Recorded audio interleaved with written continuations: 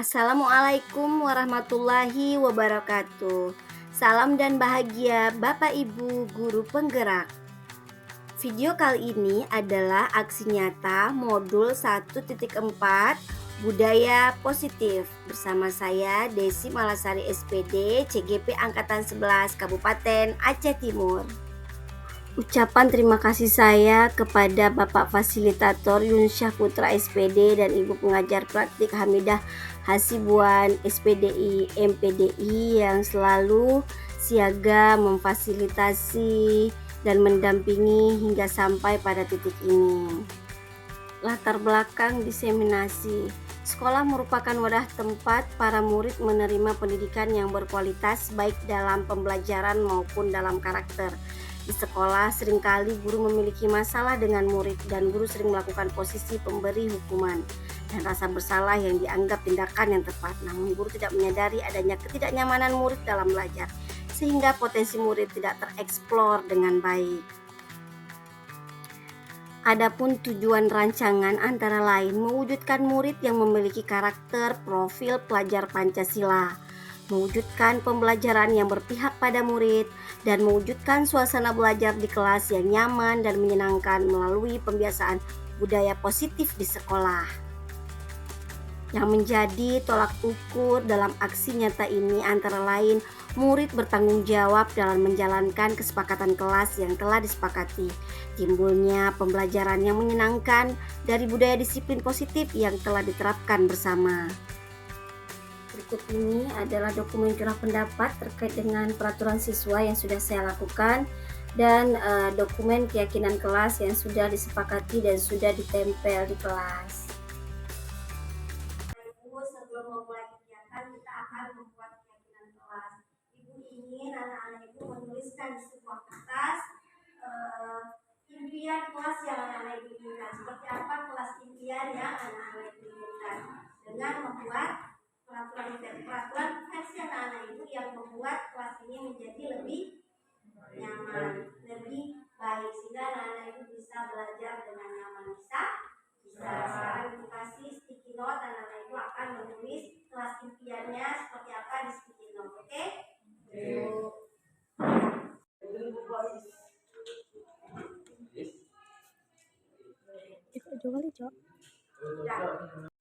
Sudah siap menulis semua? Anak-anak ibu silakan menempel hasil dari tulisannya ke papan tulis biar kita baca sama-sama seperti apa sih kelas impian dari anak-anak ibu. Bisa? Bisa. Oke, silakan. Terus lanjut terus nanti biar tempel.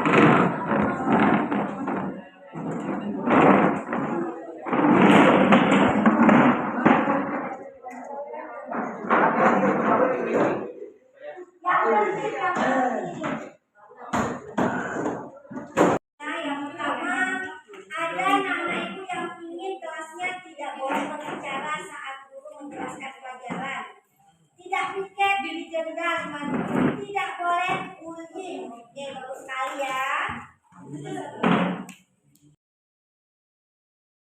Setelah sebuah keyakinan kelas tercipta, selanjutnya dilakukan refleksi. Guru melakukan evaluasi terhadap kesepakatan kelas yang telah disepakati bersama. Guru juga akan meminta umpan balik terhadap murid akan pelaksanaan kesepakatan kelas yang telah dibuat. Harapan dari praktik baik ini adalah murid melaksanakan kesepakatan kelas yang telah disepakati bersama. Jika murid melanggar kesepakatan kelas yang dibuat, ada murid lain yang mengingatkannya. Saling menghargai teman dan menumbuhkan rasa tanggung jawab serta terciptanya pembelajaran yang menyenangkan melalui pembiasaan budaya positif.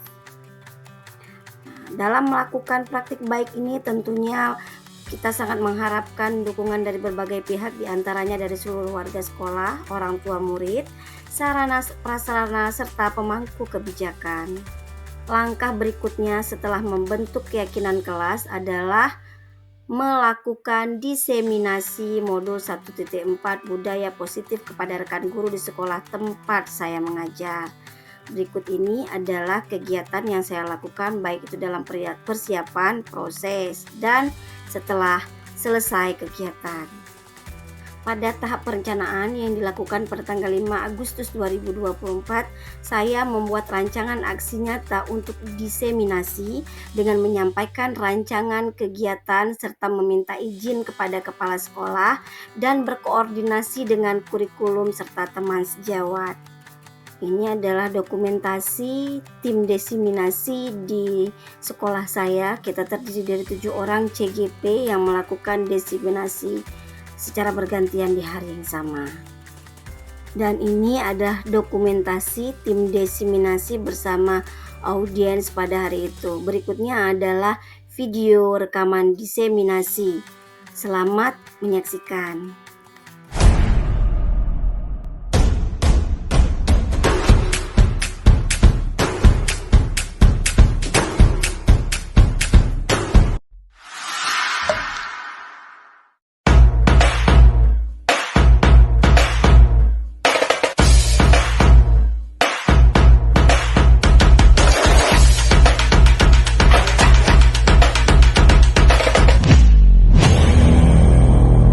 Assalamualaikum warahmatullahi wabarakatuh. Alhamdulillah kiranya segala puji bagi Allah yang telah memberikan kesehatan dan kesempatan sehingga kita dapat berkumpul pada ruangan yang berbahagia ini. Salawat dan salam tanpa pula kita hadiahkan kepada Nabi Muhammad SAW. Yang terhormat Bapak Kepala SMA Negeri Hulu Aceh Timur, Bapak Negara Sinada Purba MPD. Yang terhormat Ibu Pengawas Pembina Ibu Yanti Rofiza SC, yang terhormat Bapak Ibu Dewan Guru, dan yang saya banggakan siswa-siswi yang turut hadir untuk menyukseskan acara pada hari ini.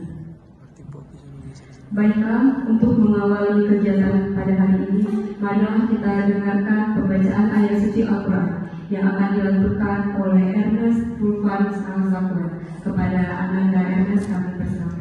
أعوذ بالله من الشيطان الرجيم بسم الله الرحمن الرحيم ألف لام ميم صدق الله العظيم السلام عليكم ورحمة الله وبركاته. Terima kasih kepada Ananda Ernest. Acara selanjutnya menyanyikan lagu Indonesia Raya dan Tuna Aceh yang akan dipandu oleh Ibu Desi Malasan. Kepada para hadirin dipersilakan berdiri.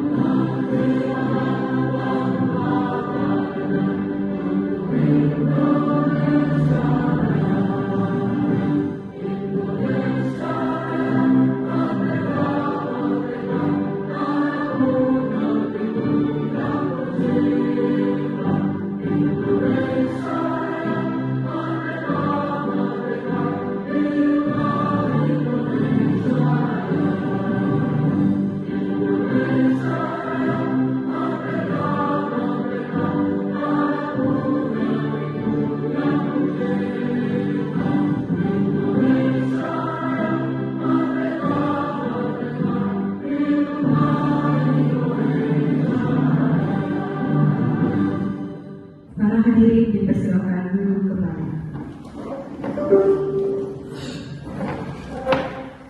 Acara selanjutnya, kata-kata sambutan yang akan disampaikan oleh Bapak Kepala SMA Negeri Hulu Aceh Timur, Bapak Ibrahim Senata Purba. Kepada Bapak Ibrahim Senata Purba kami persilakan. Bismillahirrahmanirrahim. Assalamualaikum warahmatullahi wabarakatuh. Kita sebagai guru tidak boleh main mendidik anak bangsa. Dan juga calon guru penggerak, saya minta ini calon guru penggerak, artinya guru ini harus memang bergerak aktif, ikuti segala kegiatan. Mohon maaf untuk segala kekurangan. Saya akhiri dengan Assalamualaikum warahmatullahi wabarakatuh. Terima kasih kepada Bapak Kepala Sekolah, Bapak Dr. Andreas Kapolda NPD.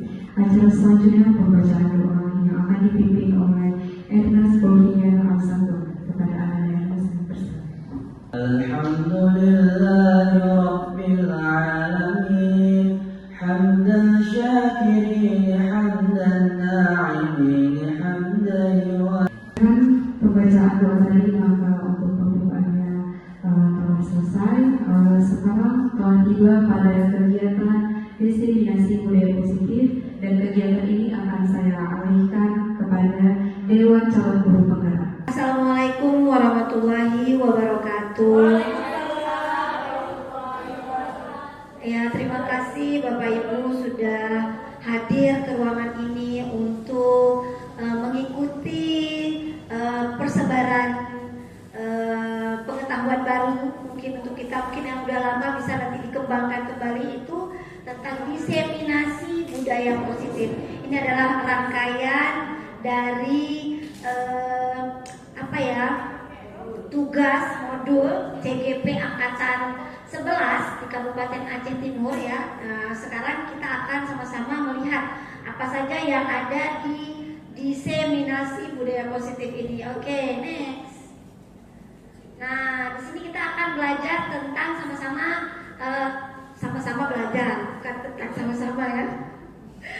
Disiplin positif dan nilai-nilai kebajikan universal. Nah, apa saja disiplin positif dan nilai-nilai kebajikan universal ini? Nah, ada beberapa komponen ya yang bisa kita lihat di depan.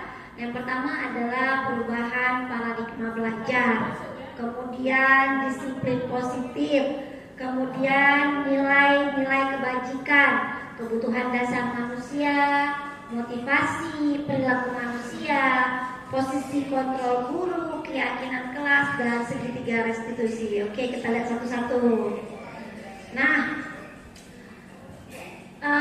pembelajaran dengan paradigma baru ini ya merupakan pembelajaran yang dirancang berdasarkan prinsip pembelajaran berdiferensiasi, sehingga peserta didik belajar sesuai dengan kebutuhannya berdasarkan tahap pengembangan sesuai teori psikologi modern untuk mewujudkan profil pelajar Pancasila. Nah, jadi profil pelajar Pancasila ini sama-sama sudah kita terapkan di sekolah, di kelas kita ya. Ada berapa pilar? Ada 7 pilar ya, 6 pilar. Nah, yang pertama, beriman dan bertakwa kepada Tuhan Yang Maha Esa dan berakhlak mulia. Berikutnya adalah mandiri. Nah, terus ada bernalar kritis, kreatif, bergotong royong, dan kebinekaan global. Oke, next. Nah, jadi teman-teman, di sini ada beberapa teori kontrol yang disampaikan oleh Dr. William Glasser. Nah, jadi teori kontrol ini menyatakan bahwa semua perilaku ya yang dilakukan itu memiliki tujuan, bahkan terhadap perilaku yang tidak disukai sekalipun. Jadi semua perilaku itu punya tujuan. Nah, apa yang mendasari tujuan itu? Nah, ternyata ada ilustrasi yang selama ini kita berpikir bahwa ini benar, ternyata itu miskonsepsi. Nah, atau kita sebut dengan ilusi. Nah, ada beberapa ilusi. Nah, jadi Bapak Ibu, yang mungkin selama ini kita nggak sadar bahwa itu adalah ilusi. Nah, mana dia? Yang pertama adalah ilusi guru mengontrol murid. Nah, itu sebenarnya ilusi doang tuh. Kita nggak bisa sebenarnya mengontrol murid itu ya.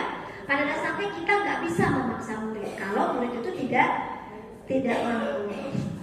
Kemudian, walau tampaknya kita sedang mengontrol perilaku murid, ternyata itu karena muridnya memang lagi baik budi sama kita, lagi baik hati, dia mau mengizinkan kita untuk mengontrol dia. Nah, seperti itu. Dan yang ketiga juga ada saat bentuk kontrol guru itu menjadi kebutuhan dasar yang dipilih. Nah, jadi murid tersebut jadi kayak mana itu ya? Merasa dikontrol bisa kita kontrol. Oke, next. Nah, yang kedua ilusinya adalah bahwa semua penguatan positif dan efektif itu bermanfaat. Nah, ya, bermanfaat mana manfaat belum tentu loh yang kita sampaikan kayak nasihat ini itu positif masuk ke siswa belum tentu. Jadi itu cuma ilusi. Ilusi yang ketiga bahwa kritik membuat mereka merasa bersalah dapat menguatkan karakter, ini juga ilusi ternyata Bapak Ibu. Ya, jadi kalau kita membuat anak-anak merasa berdosa, merasa bersalah, mereka akan memperbaiki karakter, itu tidak benar. Itu ilusi kita. Ini menurut teori tadi ya. Next, nah. Nah, yang keempat adalah ilusi bahwa orang dewasa memiliki hak untuk memaksa. Nah, ini ilusi juga. Jadi kita nggak punya hak untuk memaksa. Ya, next terus. Oke, jadi ini ada perbedaan antara stimulus respon dan teori kontrol. Nah, ini kita bisa bandingkan bersama. Kalau pada stimulus respon katanya realitas atau kebutuhan kita itu sama katanya. Sementara pada teori kontrol realitas dan kebutuhan kita itu berbeda. Jadi ini kita bisa lihat berbanding terbalik ya, saling berlawanan. Nah, di stimulus respon semua orang melihat hal itu sama. Sementara di teori kontrol setiap orang memiliki gambaran yang berbeda. Ini juga bertolak belakang. Nah, berikutnya ada kita mencoba mengubah agar orang berpandangan sama dengan kita. Nah, sedangkan di teori kontrol kita berusaha memahami pandangan orang lain. Nah, ini juga bertolak belakang. Berikutnya, oke. Ada disiplin positif. Sebenarnya apa sih disiplin positif? Nah, disiplin positif itu merupakan suatu cara penerapan disiplin yang mengajarkan anak kita itu untuk bertanggung jawab dan menumbuhkan kesadaran diri mereka terhadap nilai-nilai kebajikan yang sudah mereka yakini. Nah, disiplin positif ini lebih kepada arah disiplin yang dapat mengontrol diri dalam melakukan suatu tindakan. Disiplin diri juga dapat membuat murid memahami dan menyadari berdasarkan motivasi internal, bukan akibat paksaan, bukan akibat pujian ataupun akibat hukuman. Jadi seperti itu teman-teman. Nah, ada beberapa nilai kebajikan ya yang universal. Nilai kebajikan itu nilai-nilai yang memang sudah kita yakini, kita percayai ya. Nilai universal itu ternyata tertuang dalam profil pelajar Pancasila yang tadi saya sudah sebutkan di awal. Itu ada 6 pilar. Oke, next saja. Nah, ada teori motivasi, hukuman, dan penghargaan restitusi. Next, apa saja teorinya? Nah, ada teori yang disampaikan oleh Diana Gosset itu dalam bukunya Reproducing School Discipline menyatakan 3 teori motivasi. Oh ya Kak, apakah 3 teori motivasi ya Kak? Yang pertama, menghindari ketidaknyamanan untuk hukuman. Jadi teori ini seseorang melakukan sesuatu itu termotivasi supaya dia tidak kena hukuman. Nah, kalau misalkan ada siswa yang mengerjakan sesuatu itu supaya nggak kena hukuman. Nah, inilah dia teori yang pertama. Kemudian teori yang kedua adalah untuk mendapatkan imbalan atau penghargaan dari orang lain. Jadi dia melakukan sesuatu itu kalau nggak ada imbalan dia nggak membuat.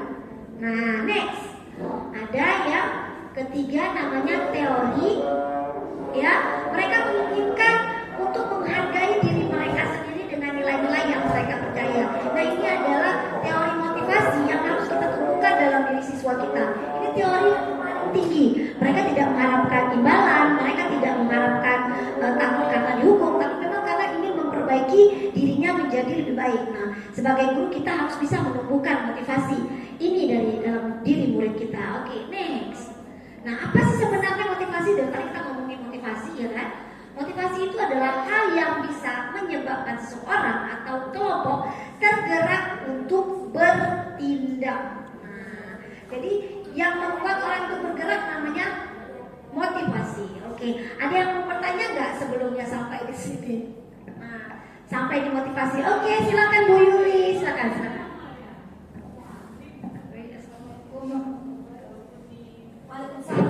Baik, assalamualaikum warahmatullahi wabarakatuh.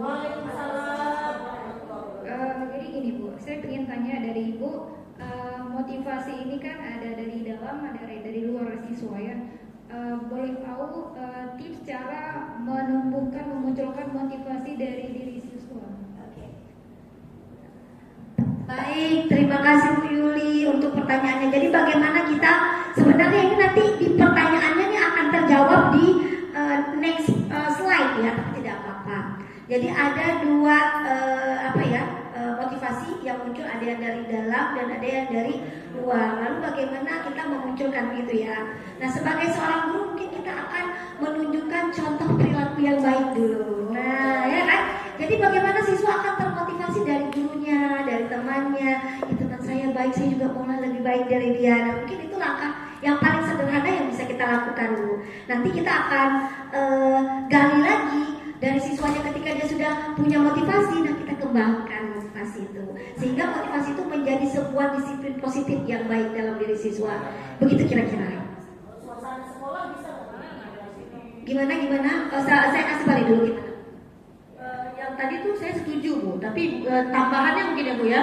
Kalau dari ekstrinsiknya mungkin suasana sekolah itu maksudnya ketika sekolah memberikan dukungan, kemudian memberikan ruang, kesempatan, misalnya untuk siswa berprestasi, itu tentu bisa memotivasi temannya yang lain.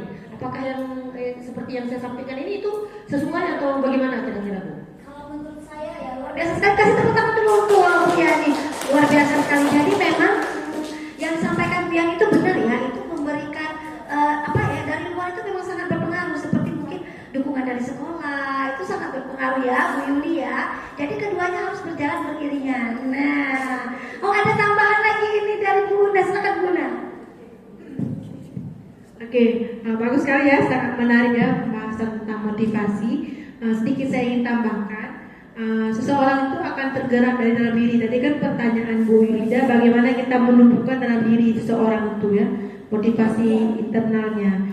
Nah, saya rasa kita jadikan sesuatu itu kebutuhan. Nah, jika sesuatu itu dijadikan kebutuhan, maka siswa itu akan tergerak. Nah, kemudian ditambahkan lagi dengan minat dia. Nah, mungkin itu dari saya Bu Desi. Ya, terima kasih, tepuk tangan dulu untuk Bu Una.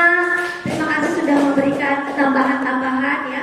Jadi benar, saya sepakat dengan apa yang disampaikan oleh Bu Una dan Bu Yani tadi, bahwa memang kita juga bisa menjadikan bahwa motivasi itu sebagai sebuah kebutuhan ya Bu Una ya. Oke, kita next ya. Next di motivasi. Nah, jadi motivasi seperti tadi yang disampaikan ada dua jenis ya Bu ya.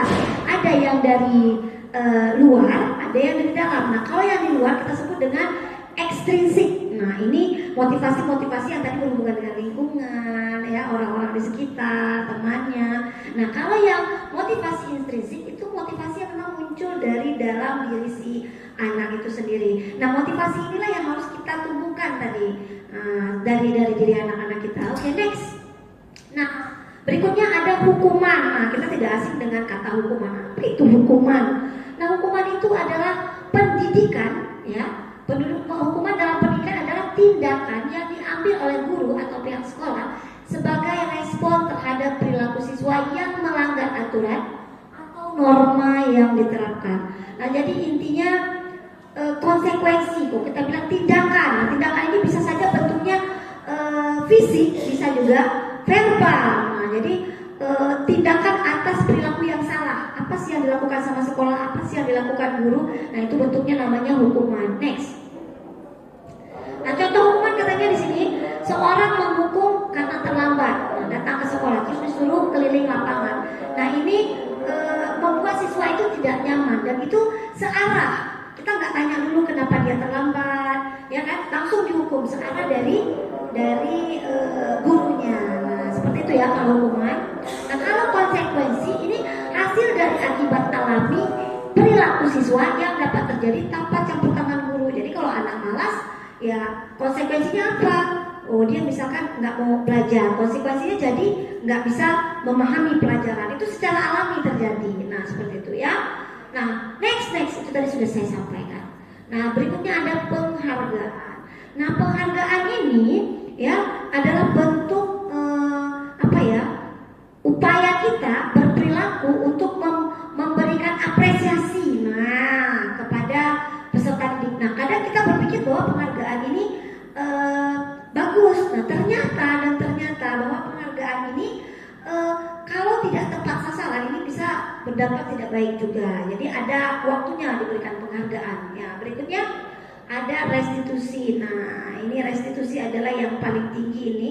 nanti akan dibahas lagi di akhir ya. Jadi restitusi ini sebuah pendekatan untuk menciptakan disiplin positif. Restitusi adalah proses menciptakan kondisi bagi murid untuk memperbaiki kesalahan mereka sehingga mereka bisa kembali kepada kelompok mereka dengan karakter yang lebih baik. Jadi nanti dia ada 3 tahapan dalam restitusi ini. Yang pertama adalah menstabilkan identitas, kemudian validasi kesalahan, kemudian nanti ada tahap yang terakhir adalah menanyakan keyakinan. Nanti lebih lanjut akan kita bahas. Next. Nah, ciri-ciri restitusi. Jadi ada beberapa ciri-ciri restitusi. Yang pertama adalah restitusi bukan untuk menebus kesalahan, tetapi untuk belajar dari kesalahan. Restitusi juga memperbaiki hubungan, memberikan tawaran, menuntun untuk melihat ke dalam diri, kemudian mencari kebutuhan dasar dari si anak, kemudian juga dia fokus pada karakter bukan tindakan, menguatkan, memberikan solusi, dan terakhir mengembalikan murid ya yang berbuat salah kepada kelompoknya karena sudah kita perbaiki tadi. Next. Usaha yang sudah memberikan kesempatan untuk saya. Nah, untuk bagian Desi ini adalah keyakinan kelas. Ibu Desi pikir keyakinan kelas ini bukan hal yang baru lagi. Ibu semua sudah pernah melakukan keyakinan kelas ini, sudah menerapkannya bahkan. Nah, ini kita akan melihat kembali apakah penerapan yang kita lakukan selama ini sudah sesuai dengan prosedur yang ada, sudah sesuai dengan perilaku yang ada. Coba ya, bisa nggak? Oke. Sebelum kita berbicara banyak tentang keyakinan, kita harus tahu dulu keyakinan itu apa sih, gitu kan? Apa itu keyakinan? Nah, kita sudah bahas sama anak-anak, kita harus tahu dulu makna dari keyakinan itu apa.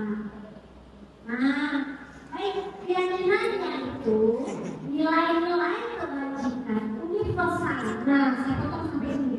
Kebajikan universal artinya kebaikan-kebaikan yang memang sudah bersifat umum, ya, universal yang disepakati. Kita udah tahu misalkan membuang sampah pada tempatnya itu ada nilai kebajikan di dalamnya. Nah, itu perlu kita sepakati lagi dengan siswa sehingga menjadi sebuah keyakinan baik secara bersejarah maupun secara tersurat. Lepas secara tentang suku, negara, bahasa maupun agama, nah keyakinan universal itu sudah ada.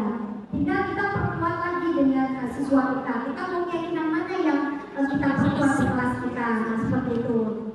Next, nah ketika kita membuat prosedur pembentukan keyakinan sekolah atau keyakinan kelas, ternyata ada langkah-langkah yang bisa kita tempuh, Bapak Ibu. Nah, yang pertama, mempersilahkan warga sekolah kalau kita membuat keyakinan sekolah atau murid-murid di sekolah, kelas, murid kita di kelas untuk berjuang pendapat tentang peraturan yang perlu disepakati di sekolah atau di kelas. Nah, kita sepakati dulu sama anak-anak.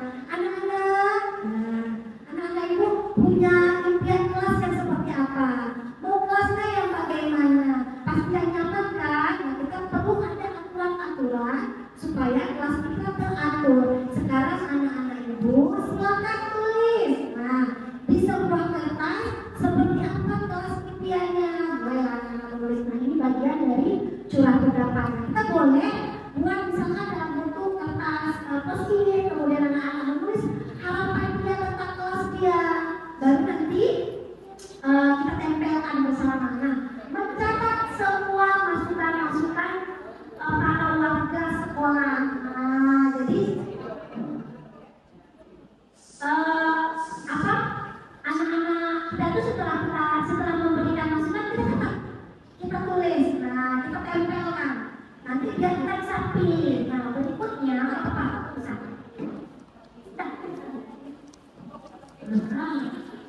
Prosedur pembentukan kelas berikutnya itu gantilah. Nah, jadi kalimat yang ada di dalam keyakinan kelas ini harus bersifat positif, ya. Gantilah kalimat-kalimat yang negatif menjadi positif. Ternyata memang anak-anak kita, Bapak Ibu, ada Bapak dan Ibu, itu suka menulis keyakinan dalam bentuk kalimat negatif, pakai kata jangan, pakai kata bukan, pakai kata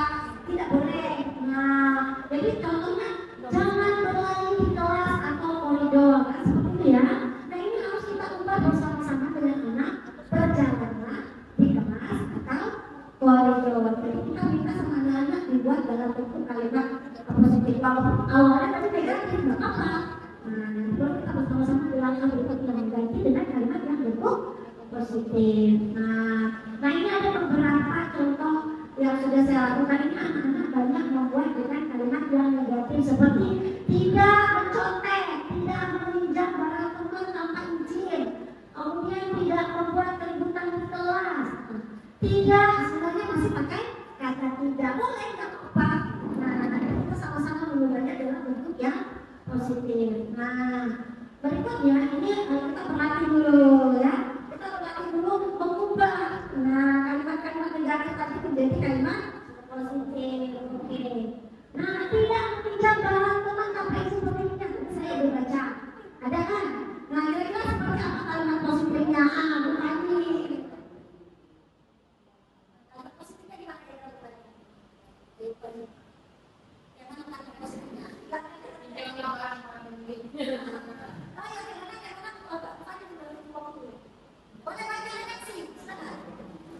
Contohnya seperti pinjaman barang pada miliknya. Oke, bagus sekali. Upaya sekarang dulu benar ya. Seperti apa kata Pak Ibu Kopi mau menambahkan? Udah bisa makan.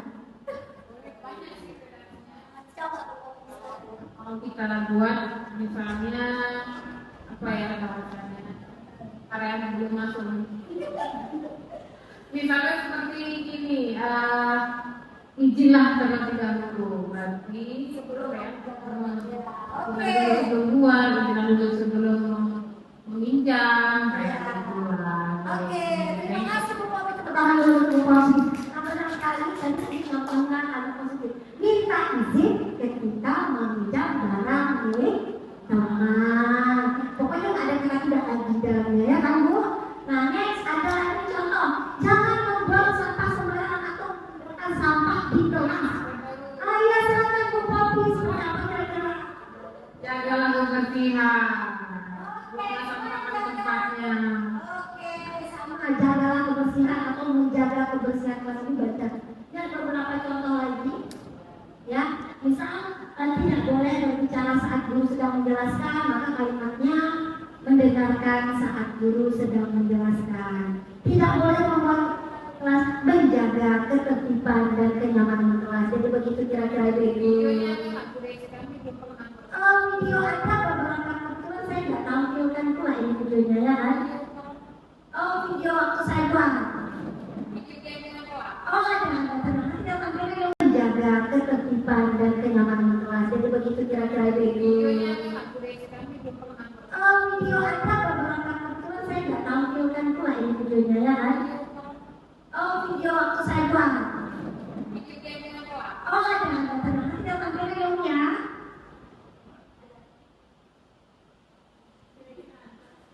Oke, berikutnya ada prosedur pembentukan keyakinan kelas lagi. Setelah kalimatnya ada positif nih, ngapain lagi kita kan? Nah, tinjau kembali daftar surat pendapat yang sudah dicatat. Selanjutnya, temukan nilai kebajikan atau keyakinan yang dituju dari peraturan tersebut. Nah, tadi kan waktu kita pertama tadi sudah saya jelaskan ada, bukan saya menjelaskan ya. Ada bagian-bagian keyakinan kebajikan, nilai-nilai yang sudah universal ya. Misalkan tadi menjaga kebersihan, itu nilai kebersihannya apa? Nilai kebajikannya apa? Disiplin, tadi seperti kata Bu Putri, atau bertanggung jawab terhadap kelasnya. Nilai kebajikan apa yang mau dimunculkan? Kita simpulkan dulu. Jadi keyakinan apa yang mau dituju? Nah, dari misalkan tidak meminjam barang seperti minta izin, itu apa? Keyakinan apa yang mau kita perbaiki? Yang mau kita munculkan di situ? Menghargai orang lain. Itu kan barang orang, kita harus menghargai orang kalau kita mau meminjam barang. Nah, setelah ada banyak peraturan tadi kan, kita satukan menjadi beberapa keyakinan. Nah, jadi sama-sama misalkan tadi bertanggung jawab, pikir itu bertanggung jawab, dijadikan satu. Nah, dijadikan satu sehingga pernyataan keyakinan kita tidak banyak kali sehingga mudah diingat oleh siswa. siswa kita, mudah diingat oleh murid-murid kita. Next. Nah, masih prosedur pembentukan. Setelah keyakinan sekolah-sekolah tersebut saya buat nih, ngapain lagi kita? Nah, kita tinjau ulang, kita setujui dan kita tanda tangani sama anak-anak sebagai tanda bahwa anak-anak sudah sepakat dengan peraturan yang sudah kita buat. Nah, seperti itu. Dan mereka yang terakhir sih, keyakinan kelas atau sekolah selanjutnya bisa diletakkan di kelas atau di tempat yang mudah dibuat sama anak-anak. Ini kebetulan saya juga sudah buat, ya, buat di Canva, nanti kita cetak besar-besar, ditempel di kelas. Nah, baik. Nah, setelah dapat keyakinan ternyata masih ada yang belum selesai, kita akan melakukan namanya tindakan pendalaman atau kegiatan pendalaman keyakinan kelas. Apa saja yang dilakukan dalam kegiatan keyakinan kelas ini? Nah, ini yang pertama ada kegiatan tampak seperti, tidak tampak seperti, atau kegiatan tugas saya, tugas kamu. Nanti kita cari tahu sama-sama yang mana tugas guru, yang mana tugas siswa. Lalu kalau tadi keyakinannya menghormati orang lain, yang nampak seperti apa tindakannya, yang terdengar seperti apa, nah seperti itu. Coba. Nah, ini tadi pendalaman keyakinan terdengar, terlihat, berperilaku. Tadi misalkan keyakinan kelas kita tadi menghargai orang lain. Nah, kalau yang terdengar menghargai orang lain itu contohnya seperti apa? Oh, ketika berbicara, satu orang berbicara yang lain mendengarkan, itu terlihat. Misalkan berempati, memegang barang milik orang lain hanya dengan izinnya, itu terlihat, nampak tindakannya. Kemudian yang perilaku yang terlihat seperti apa, yang terdengar seperti apa. Kita pindah-pindah lagi sama anak-anak, seperti apa tindakan atau perilaku-perilaku yang dapat memunculkan keyakinan yang sudah disepakati tadi. Nah, kemudian yang kedua ada mari mempelajari tanggung jawab setiap warga kelas. Nah, jadi tadi misalkan mengajar itu tugasnya siapa? Tugasnya guru, tugasnya apa? Belajar. Jadi kita tingkatkan lagi, kita dalami lagi keyakinan-keyakinan yang sudah kita pilih bersama anak-anak. Mendidik itu adalah tugasnya guru, mencoba adalah tugasnya siswa. Kemudian menjawab pertanyaan. Nah, menjawab pertanyaan tugas siapa? Tugas guru. Menghasilkan yang terbaik dari diri itu adalah tugas muridnya. Memberi nilai. Nah, memberi nilai adalah tugas guru. Nah, bertanya jika tidak paham itu tugas murid. Jadi murid dan guru itu memang harus memahami tupoksinya. Mana bagian dia, mana bagian murid, mana bagian guru itu, supaya murid ini tidak mengambil bagian yang guru dan guru juga tidak mengambil bagian murid, seperti yang di bawah itu. Ya. Guru tugasnya bukan menyakiti atau disakiti, ini sama ya. Itu yang sebenarnya guru juga, sama murid juga ya. Murid tugasnya bukan menyakiti atau disakiti, tapi misalnya terus guru yang menempel sama dada. Kemudian memaksa kamu untuk belajar, jadi guru tidak memaksa kita untuk belajar, ya. Dan siswa juga guru tidak boleh mengeluh. Tugasnya bukan mengeluh, tidak, tapi tadi mencoba bertolak berhubungan dengan yang di atas. Kemudian merapikan barang-barang murid, itu bukan tugasnya guru. Jadi murid harus punya rasa tanggung jawab. Nah, untuk merapikan barang-barangnya sendiri. Jadi seperti itu kira-kira. Nah, sampai di sini adakah yang ingin ditanyakan?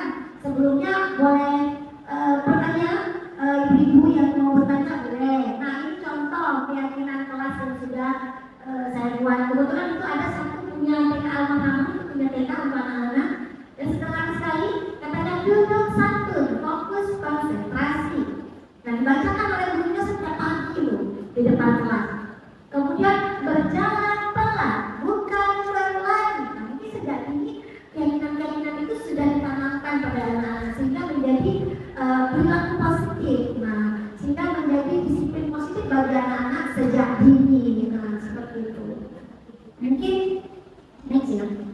Kalau next, kayaknya kita lanjut ke siapa lagi? Oke, lanjut ke Unian, ini kebutuhan dasar manusia. Di sini saya akan melakukan definisi budaya positif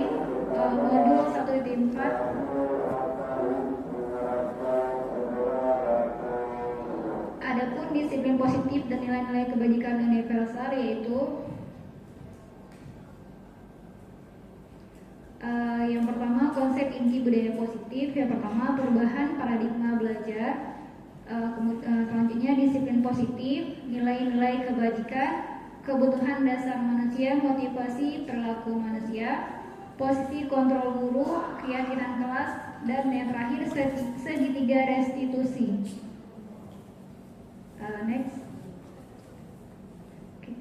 Adapun pembelajaran dengan paradigma baru, yaitu pembelajaran yang dirancang berdasarkan prinsip pembelajaran berdifferensiasi sehingga peserta dididik kebutuhannya berdasarkan tahap perkembangan sesuai teori psikologi modern untuk mewujudkan profil pelajar Pancasila. Adapun 6 elemen profil pelajar Pancasila, beriman bertakwa kepada Tuhan Yang Maha Esa dan berakhlak mulia,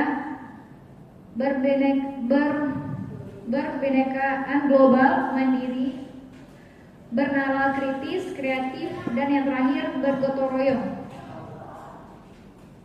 Next. Adapun teori kelompok menyatakan bahwa semua perilaku memiliki tujuan, bahkan terhadap perilaku yang tidak disukai. Di sini ada beberapa miskonsepsi tentang makna kontrol, yaitu yang pertama ilusi guru mengontrol murid. Di sini yaitu pada dasarnya kita tidak dapat memaksa murid untuk berbuat sesuatu jika murid tersebut memilih untuk tidak melakukannya. Jadi di sini yang intinya guru itu tidak sama sekali boleh mengontrol muridnya dalam segala hal. Kemudian walaupun tampaknya guru sedang mengontrol perilaku murid, hal demikian terjadi karena murid sedang mengizinkan dirinya dikontrol. Jadi ada momen tertentu guru itu boleh memanage siswanya ya. Kemudian yang kedua, ilusi bahwa semua penguatan positif, efektif, dan bermanfaat. Di sini penguatan positif itu atau bujukan adalah bentuk kontrol segala usaha untuk mempengaruhi murid agar mengulangi sesuatu perilaku tertentu. Adalah usaha untuk mengontrol murid tersebut. Kemudian dalam jangka waktu tertentu, kemungkinan murid tersebut akan menyadarinya dan mencoba untuk menolak bujukan kita, atau bisa jadi murid tersebut menjadi tergantung pada pendapat sang guru untuk berusaha. Di sini maksudnya yaitu terkadang ada efektif juga ini tadi posisi kontrol ini tadi untuk membuat murid ini tidak berlaku seenaknya di kelas. Yang ketiga, ilusi bahwa kritik dan membuat orang merasa bersalah dapat menguatkan karakter.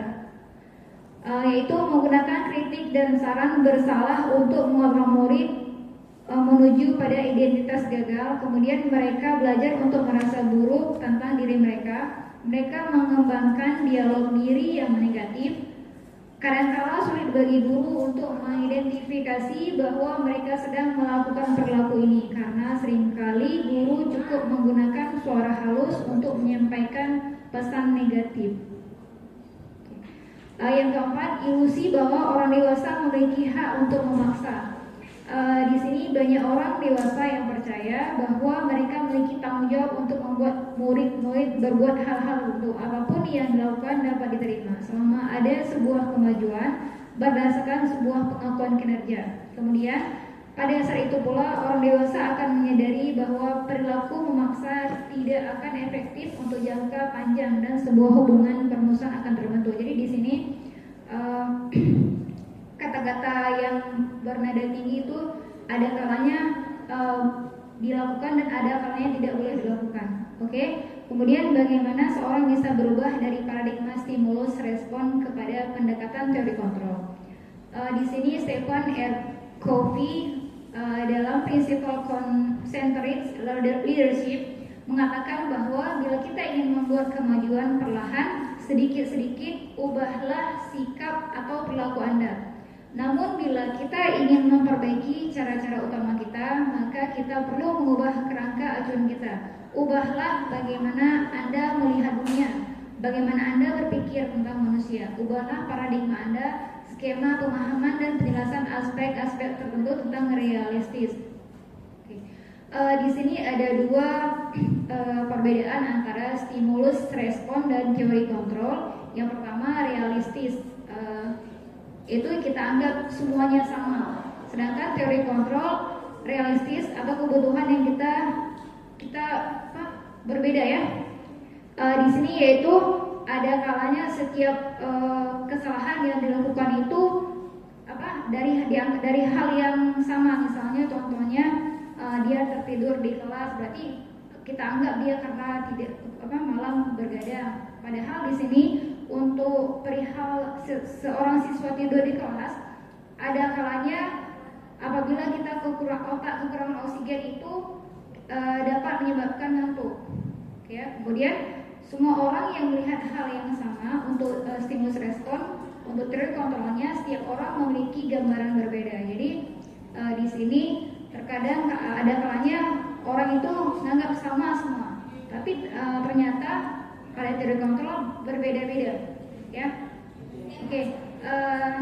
Yang ketiga, kita mencoba mengubah orang agar berpandangan sama dengan kita. Kemudian pada teori kontrol kita berusaha memahami pandangan orang lain terhadap tentang dunia. Jadi di sini kita nggak bisa berpendapat atau berpikir semua ide kita sama atau pendapat kita sama. Jadi lain lubuk lain ikannya ya. Oke. Kemudian perilaku buruk dilihat dari suatu kesalahan. Sedangkan pada teori kontrol semua perilaku memiliki tujuan, ya, semua perilaku memiliki tujuan. Jadi di sini apapun perilaku hal yang buruk pasti ada alasan tertentu dia melakukannya. Ya, yang selanjutnya orang lain bisa mengontrol saya, sedangkan teori kontrol hanya Anda yang bisa mengontrol diri Anda. Di sini tepat ya, karena apapun perkataan orang di luar, kita tetap pada prinsip kita sendiri, ya. Kemudian saya bisa mengontrol orang lain untuk stimulus respon, sedangkan teori kontrol Anda tidak bisa mengontrol orang lain, ya. Kemudian pemaksaan ada pada saat bujukan gagal. Untuk teori kontrolnya, kolaborasi dan konsensus menciptakan pilihan baru. Yang terakhir, model berpikir menang atau kalah. Sedangkan pada teori kontrol, model berpikir menang dan menang. Oke, selanjutnya. Di sini ada beberapa definisi disiplin positif. Yang pertama, suatu cara penerapan disiplin yang mengajarkan anak untuk bertanggung jawab dan menumbuhkan kesadaran diri berdasarkan nilai-nilai kebajikan. Ya, di sini nilai positif itu sangat diperlukan ya. Terkadang siswa ini banyak hal mereka tahu aturan atau saran dari guru-guru, tapi kalau dari diri mereka sendiri tidak ada hal positif, tidak ada motivasi untuk berubah, tidak ada rasa untuk mengubah diri, kedepannya tidak akan bisa diterapkan disiplin positif. Oke, selanjutnya di sini ada beberapa nilai kebajikan universal, di antaranya beriman, bertakwa kepada Tuhan Yang Maha Esa dan berakhlak mulia. Yang kedua, mandiri, bernalar kritis, berbineka global, bergotong royong dan kreatif.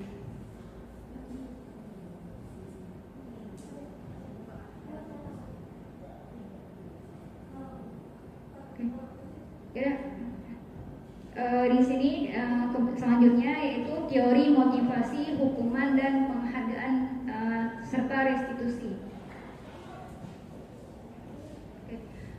Di sini Diana Gosan dalam bukunya Restructuring School Discipline menyatakan ada 3 motivasi perilaku manusia. Next. Oke. Yang pertama, untuk menghindari ketidaknyamanan atau hukuman. Jadi di sini kita sama-sama tahu bahwa ada beberapa siswa memang dia sadar betul kalau sesuatu hal nggak dilakukan dia akan yakin akan ada hukumannya, maka dia tidak melakukan hal tersebut. Oke, yang kedua, untuk mendapatkan imbalan atau penghargaan dari orang lain. Jadi di sini saya pernah pengalaman, ada suatu siswa dia mengatakan ke saya langsung, Bu, saya pengen dapat nilai bagus. Saya tanya kenapa. Di sini, Bu, orang tua saya pernah menjanjikan bahwa apabila saya dapat peringkat bagus yang terbaik akan diberikan iPhone ya. Oke. Itu ya, jadi itu saya anggap sebuah motivasi dari dirinya, dari penghargaan orang tuanya bahwa akan diberikan iPhone apabila mendapatkan nilai yang baik. Oke, yang ketiga, untuk menjadi orang yang mereka inginkan dan menghargai diri sendiri dengan nilai-nilai yang mereka percaya. Jadi di sini sebagai contoh kita lihat ada beberapa siswa pada saat dia memilih jurusan untuk kuliah, dia memang betul-betul yakin yang pengen dia masuk, tidak terpengaruh dengan orang tua. Terkadang ada juga mereka orang tuanya nyarankan masuk ke kedokteran atau kemana, tapi dia memilih secara pribadi sesuai dengan hati nuraninya. Oke. Yang selanjutnya, motivasi. Secara umum, motivasi adalah suatu hal yang bisa menyebabkan seseorang atau kelompok tergerak untuk bertindak sesuatu dalam mencapai tujuannya. Biasanya motivasi seorang bisa didapat dari kebutuhannya. Motivasi adalah kekuatan internal atau eksternal yang mendorong seseorang untuk bertindak. Motivasi dapat menghasilkan dorongan untuk mencapai tujuan atau untuk menghindari situasi yang tidak diinginkan.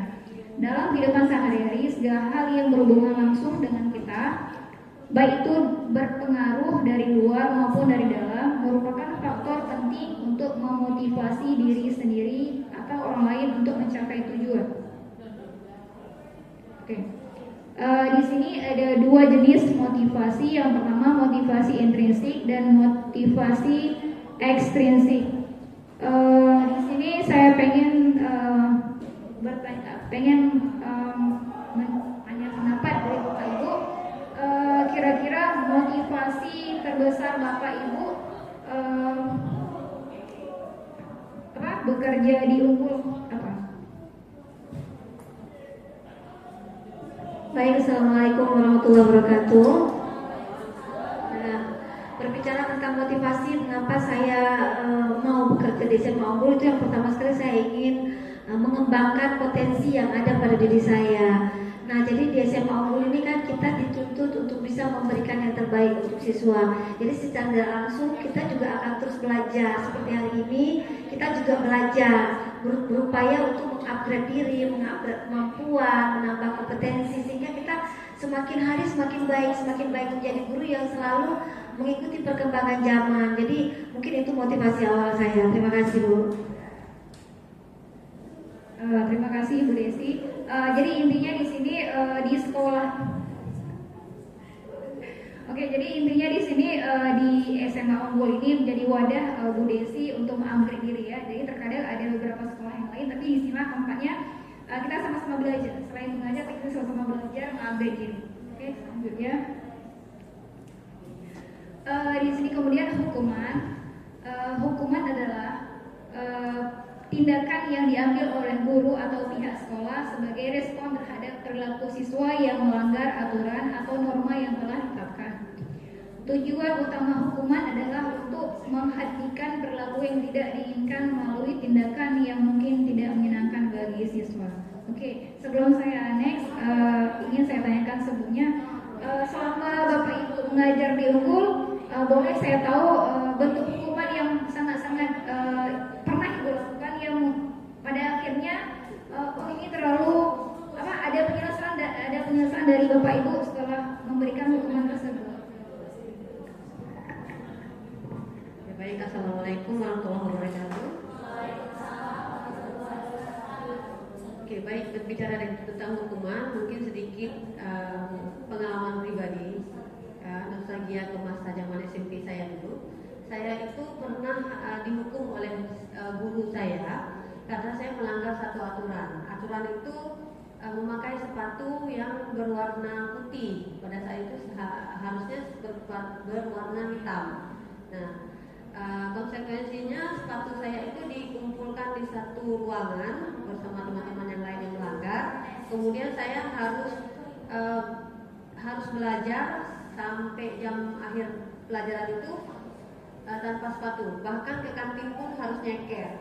Nah, itu yang paling saya ingat sampai sekarang. Dan saya rasa setelah saya belajar dengan hukuman tadi, ini sangat tidak efektif menjadi memberi hukuman kepada siswa. Nah, karena saya sendiri merasakan dendam, marah, kemudian perasaan yang tidak bisa saya lupakan gitu. Kenangan yang kalau dibilang menyakitkan, mungkin kalau bagi saya hukuman ini kalau diberikan sama guru efektif. Kenapa? Karena saya tidak akan mengulanginya lagi. Kenapa? Karena saya malu, saya merasa malu. Nah, tapi bagi teman-teman saya yang lain yang agak bandel dan tidak peduli dengan hukuman ini, mereka besok akan sama lagi, gitu. Bahkan terkadang bisa jadi seperti olok-olok gitu. Jadi besoknya juga pakai sepatu putih lagi dan besok diambil lagi, begitu. Nah, kalau sebagai guru menghukum pernah saya lakukan itu sebagai biasanya kalau terlambat masuk ke kelas itu 3 menit terlambat berarti 3 menit mereka lari di lapangan. Nah, itu pernah saya lakukan dan mungkin sekarang sudah tidak lagi karena saya sudah belajar dari Bu Yuli tadi tidak bagus ternyata. Dan saya mengingat kembali masa lalu saya, ternyata itu tidak bagus, tidak efektif bagi siswa. Begitu. Oke, jadi baik, saya mau flashback juga di masa saya sekolah dulu. Mungkin caranya berbeda sedikit dengan Bu Dalita tadi. Kalau kami dulu sepatu yang selain warna hitam dikumpulkan dalam satu wadah grek. Jadi sepatu tersebut dibuang ke dalam kolam. Ya, itu lebih menyedihkan ya, karena kami harus berjuang untuk menggalah kembali sepatu tersebut. Kemudian satu hal lagi, ada saya cerita sedikit sharing. Saya dulu pernah diberi hukuman, dipukul oleh guru biologi karena kami tidak membawa kaki 1000. Kebetulan mau melakukan bedah krustasea kan. Jadi di situ kami sulit untuk mendapatkannya. Jadi kami satu kelas itu karena satu kelas jadi nggak terlalu ini menjadikan yang menyakitkannya dipukul kami itu kami harus tangan begini dipukul dengan roh. Saya ingat sekali. Oke, yang berefek sekali bagi yang buku yang panjang. Oke, selanjutnya di sini ada salah satu contoh hukuman, yaitu seorang menghukum siswa yang terlambat datang sekolah dengan cara mengelilingi lapangan. Mungkin ini yang sering terjadi ya, sering kita lakukan. Oke, selanjutnya di sini ada konsekuensi. Konsekuensi adalah hasil atau akibat alami dari perilaku siswa yang dapat terjadi tanpa campur tangan guru. Konsekuensi dalam pendidikan lebih bersifat logis dan terkait langsung dengan tindakan siswa, mendorong siswa untuk mengambil tanggung jawab atas perilakunya.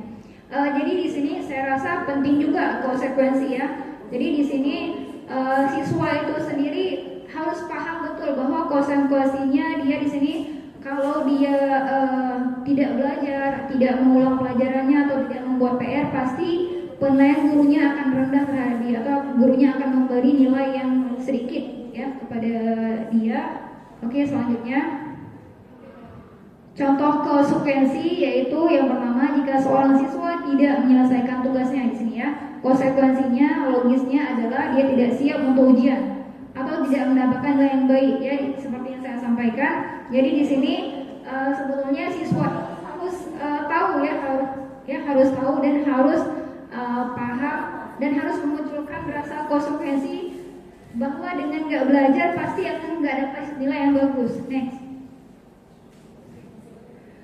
penghargaan, yaitu saat kita berulang kali menjanjikan hadiah kepada anak agar berperilaku bertanggung jawab, atau kepada seorang murid agar mempelajari sesuatu yang baru, atau kepada seorang karyawan agar melakukan pekerjaan yang berkualitas.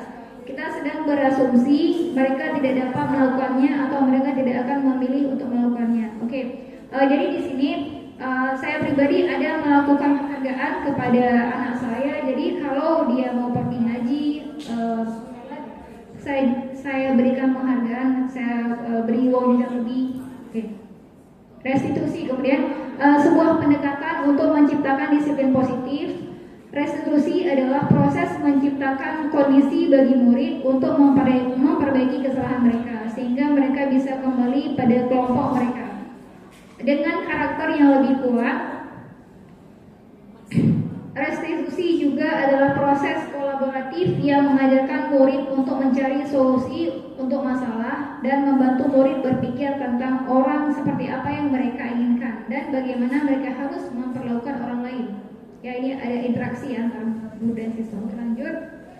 Di sini ciri-ciri restitusi yang membedakan dengan program disiplin lainnya. Yang pertama, restitusi bukan untuk menebus kesalahan, namun untuk belajar dari kesalahan, ya, belajar dari kesalahan.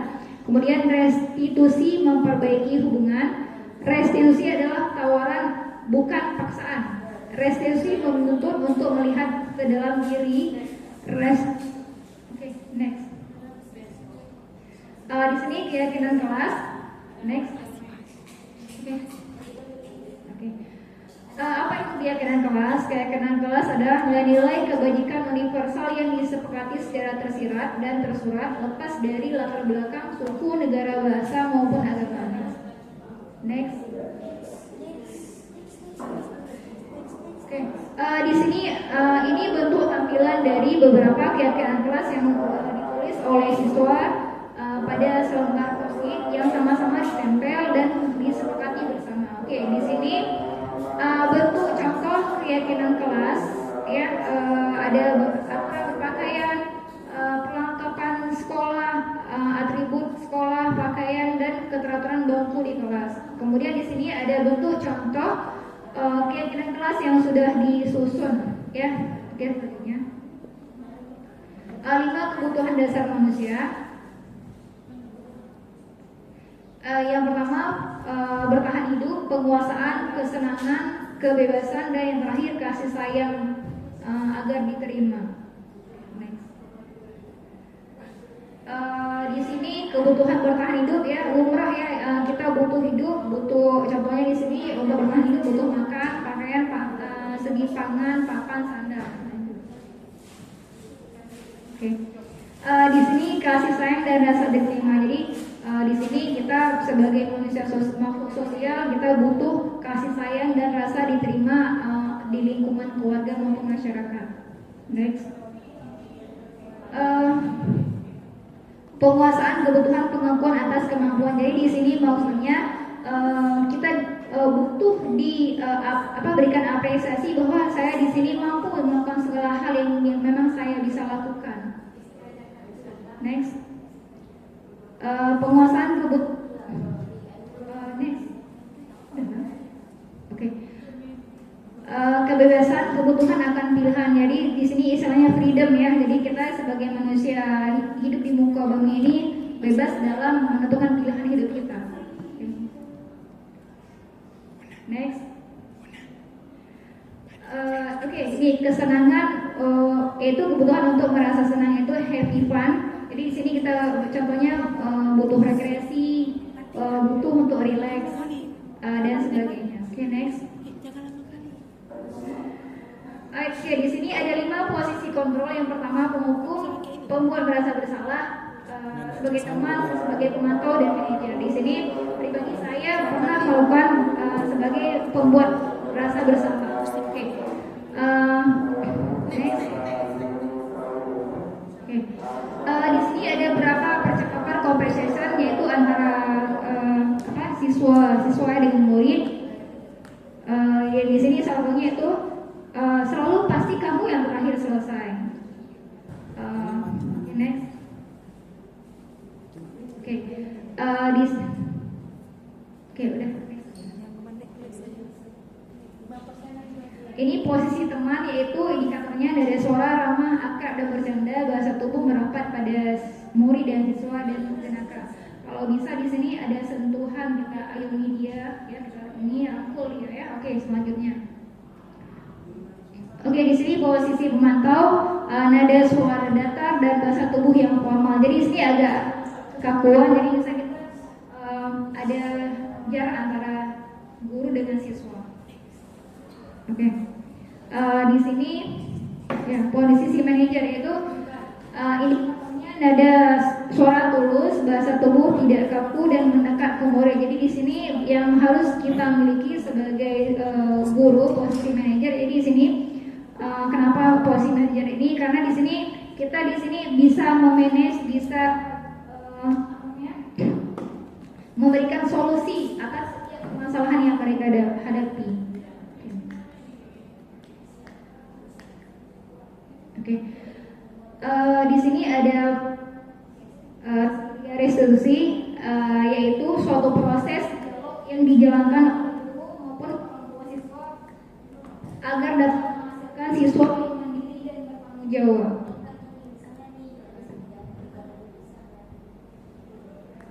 Oke, next saja Pak. Yang pertama ada 3 tahap tiga restitusi. Yang pertama menstabilkan identitas, yaitu di sini kita menanyakan ke siswa perihal apa sih kamu melakukan kesalahan ini.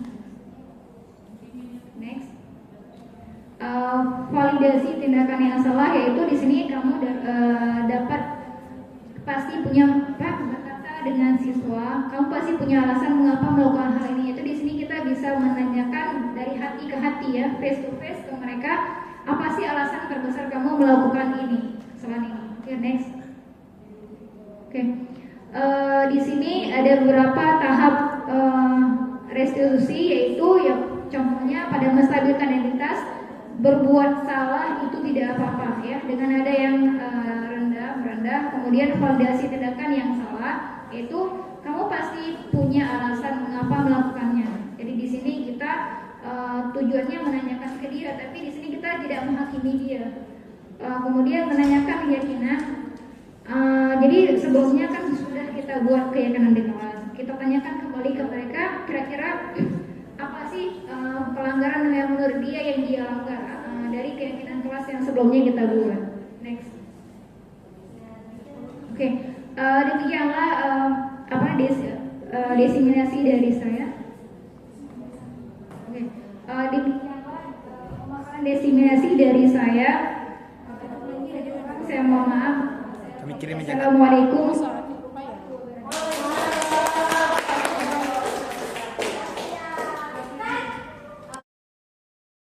Assalamualaikum warahmatullahi wabarakatuh. Perkenalkan, nama saya Muhammad Zio Khairi dari kelas Al-Tinggi. Saya merasa sangat senang dan nyaman setelah diajak berdiskusi bersama dengan Bu Desi, sehingga saya jadi lebih paham tentang sikap saya yang sudah baik dan mana sikap saya yang harus saya perbaiki agar saya menjadi pribadi yang lebih baik ke depannya. Terima kasih.